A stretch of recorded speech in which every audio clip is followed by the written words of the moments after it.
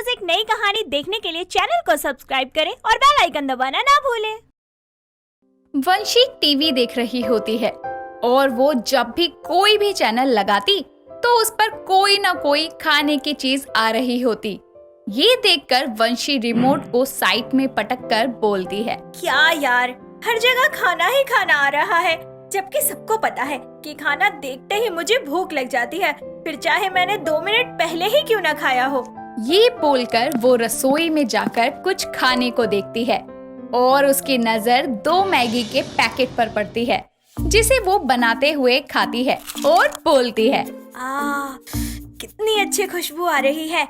Maggi को खाने का सही टाइम है। अभी घर पर भी कोई नहीं है और अकेले मैगी खाने में जो मजा है ना, वो किसी चीज में नहीं है। ये बन गई मेरी मैगी। इतने में ही वो मैगी को सर्व करके सोफे पर बैठकर खाना शुरू करती है कि तभी उसके घर की डोर बेल बजती है, पर वो दरवाजा नहीं खोलती और उसकी माँ एक्स्ट्रा की से दरवाजे को खोलकर घर के अंदर आ जाती है। साथ ही उसकी बहन तनु भी माँ के साथ थी और जैसे ही वो मैगी की खुशबू को सूंघती है, अपनी बहन के पास जाकर बोलती है, दीदी थोड़ी सी मैगी दो ना प्लीज। दीदी एक बाइट खिला दो। मैं नहीं खिला रही, तू तो मम्मी के साथ शॉपिंग पे गई थी ना, कुछ ना कुछ तो खाकर ही आई होगी। मैं नहीं दे रही, चल। एक बाइट ही तो मांग रही हूँ, दे दो ना। मम्मी देखो ना, दीदी एक चम्मच भी नहीं खिला रही, कौन सा मैं पूरा मांग रही हूँ। वंशी पीठ दिखाकर बैठ जाती है और मैगी खाने लगती है। तनु फिर से अपनी बहन की प्लेट में झांकते हुए बोलती है, दीदी मेरी प्यारी दीदी, एक बार दे दो, अच्छा सूप ही पिला दो, खत्म होने वाली है। नो मीन्स नो, समझ नहीं आता। दीदी वो देखो टीवी पर मैगी आ रही है। तनु ये बोलकर उसका ध्यान मैगी से भटका देती है और फटाक से उसकी प्लेट से मैगी खा लेती है। ये देखकर वंशी उसे मारने के लिए भागती है कि तभी तनु भी भागकर छत पर जाकर छुप जाती है और दरवाजे को लॉक कर लेती है। जिसके बाद दरवाजे के दूसरी तरफ खड़ी हुई वंशी बोलती है, बेटा अब जब तू नीचे आएगी ना, तब बचेगी नहीं मेरे हाथों से। तूने मेरी मैगी पे गंदी नजर डाली, तुझे मैं बताती हूँ। दीदी मुझसे लड़ने से अच्छा होगा कि आप अपनी बची हुई मैगी खा लो। कुछ देर बाद में वो अपने कमरे में पसरकर लेट जाती है।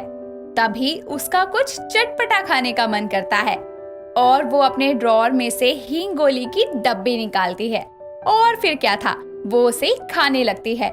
और उसके बाद में वो अपनी माँ रीटा से बोलती है, माँ आज क्या बना रही हो?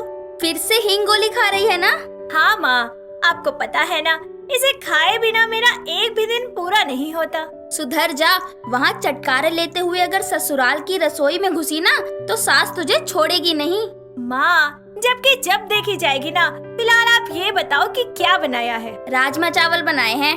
वाह सच में, हाय तभी मुझे इतनी अच्छी खुशबू आ रही थी। माँ आप वर्ल्ड की बेस्ट माँ हो सच में। अब बस ज्यादा ड्रामे मत कर, तुझे ही दूंगी पहले, आजा टेबल पर। कुछ देर बाद में रीटा अपनी दोनों बेटियों को खाना परोसती है। अपनी बड़ी बहन की प्लेट में देखकर तनु तुरंत बोलती है, माँ आपने दीदी को ज्यादा और मुझे कम दिए हैं राजमा। हे भगवान, तेरा हमेशा का है। अरे और रखे हैं, दोनों खा लो। अगर फिर भी कम पड़े तो मेरी प्लेट भी ले लेना। किसी ने खाना शुरू नहीं किया, लेकिन ये है कि दूसरों की प्लेट में ही झांकती रहेगी। अरे डम्बो, पहले खत्म कर ले और मिल जाएगा। इस तरह तीनों अपना अपना खाना खा लेती है।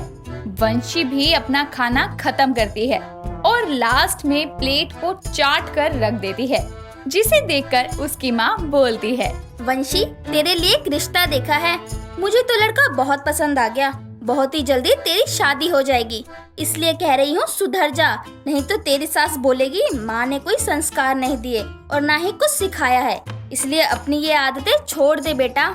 हाँ दीदी, माँ सही कह रही है। तुझसे किसी ने ज्ञान मांगा? मैंने जो बोला उसका तेरे पर असर हुआ या नहीं?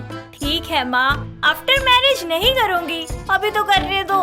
कुछ दिन बाद में वो अपनी दोस्त कियारा के साथ में शॉपिंग करने के लिए बाहर आती है कि उसकी नजर गोलगप्पे की स्टॉल पर पड़ती है और फिर क्या था, वो फटाफट से वहाँ पहुँचती है और बोलती है, भैया एक प्लेट गोलगप्पे लगाना जरा।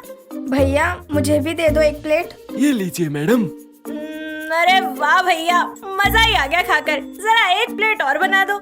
इस तरह वंशी और उसकी दोस्त कियारा गोलगप्पे खाते हैं और मार्केट में घूमने लगते हैं, जहां फिर से दोनों को बहुत भूख लगती है और वो मोमोज की शॉप पर पहुंचती हैं और बोलती हैं, भैया 2 प्लेट मोमोज देना। नहीं भैया, एक प्लेट ही दे दो यार, मैं तो तेरे में से ही खा लूंगी। ओए, मेरे एक भी मोमोज को ना छू भी मत लियो, वरना गिरा गिरा के मारूंगी यहीं पे। भैया 2 प्लेट ही दे दो। इस तरह दोनों मोमोज खाती हैं। लास्ट में मोमोज की चटनी भी बच जाती है, जिसे वंशी चाट चाट कर खत्म कर देती है।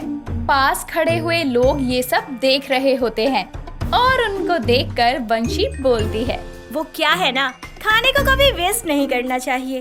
यार तू कितनी चटोरी बन गई है, 24 घंटे खाती है फिर भी मोटी नहीं होती तू। अब क्या नजर लगाएगी मुझे? इस तरह दोनों घूमकर घर चली जाती हैं। वंशी भी अपने घर आ जाती है। अगले दिन उसकी माँ समीर नाम के एक अच्छे से लड़के को देखकर कुछ हफ्तों में उसकी शादी उससे करवा देती है। धीरे धीरे वंशी अपनी ससुराल की सारी जिम्मेदारियों को संभालने लगती है। ऐसे ही एक दिन उसकी सास ममता सुबह सुबह ड्राई फ्रूट्स की कटोरी को टेबल पर रखती है और बोलती है, अरे पानी लाना तो भूल गई, लेकर आती हूँ जरा।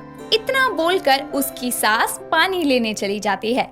तभी टेबल पर वंशी इतने सारे ड्राई फ्रूट्स को देखकर मुट्ठी भर लेती है और उन्हें उठाकर अपने कमरे में चली जाती है। जिसके कुछ देर बाद में ममता वापस आती है और देखती है कि उसकी ड्राई फ्रूट की कटोरी में तो कुछ भी नहीं है। कुछ देर बाद में वो लड्डू का डब्बा लेकर बैठती है और ममता देखती है कि डब्बे में से तो 5-6 लड्डू गायब हैं।